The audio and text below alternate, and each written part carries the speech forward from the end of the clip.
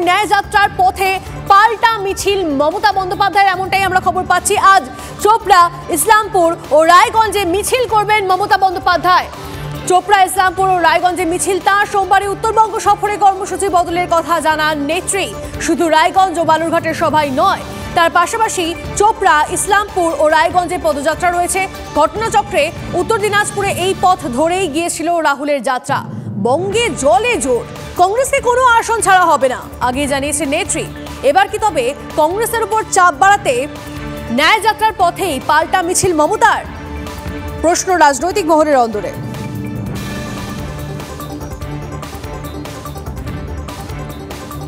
এদিকে ইন্ডিয়া জোট নিয়ে কংগ্রেসকে আক্রমণ অভিষেক বন্দ্যোপাধ্যায়ের।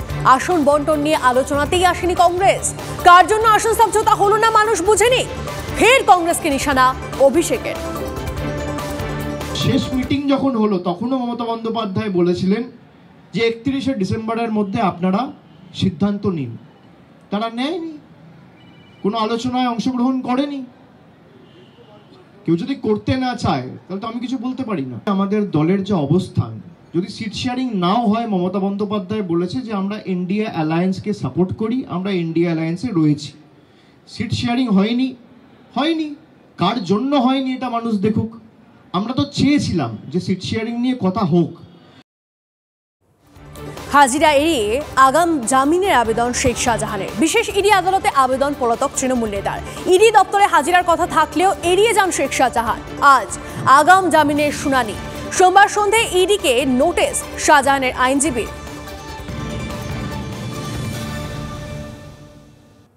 এদিকে চন্দ্রকোনায় খোলা আকাশের নিচে স্কুল। শীত হোক বা রোদ, ঝড়, জল, এভাবেই চলছে পঠন পাঠন। চন্দ্রকোনা 1 নম্বর ব্লকের মনোহরপুর গ্রাম পঞ্চায়েতের চাঁদুর প্রাথমিক বিদ্যালয়ের বেহাল দশা। স্কুল বিল্ডিং এর একাংশ ভাঙা, ক্লাসরুমে ফাটল, চাঙড় খসছে।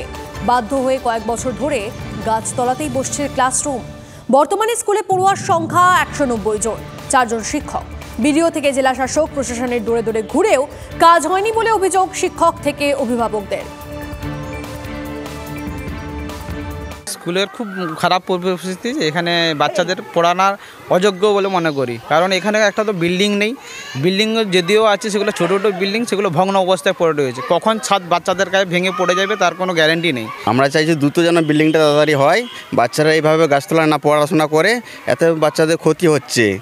এরপরে ক্লাস হচ্ছে, 2-3টে ক্লাস হচ্ছে বাইরে। আমরা চাইছি দ্রুত যেন মেরামত করা হয়। এটা শুধু আজকের সমস্যা নয়, এটা 5 থেকে 6 বছর এই সমস্যাটা আমাদের লেগেই রয়েছে। আমাদের ছাত্রছাত্রীর উপস্থিতিতে হার বেশি, আর সেই জন্যই আমাদেরকে বাইরে ক্লাস করতে হয়। জমির বিনিময়ে রেলে চাকরির মামলায় আরজেডি প্রধান লালু প্রসাদকে 9 ঘন্টারও বেশি সময় ধরে জিজ্ঞাসাবাদ করল ইডি।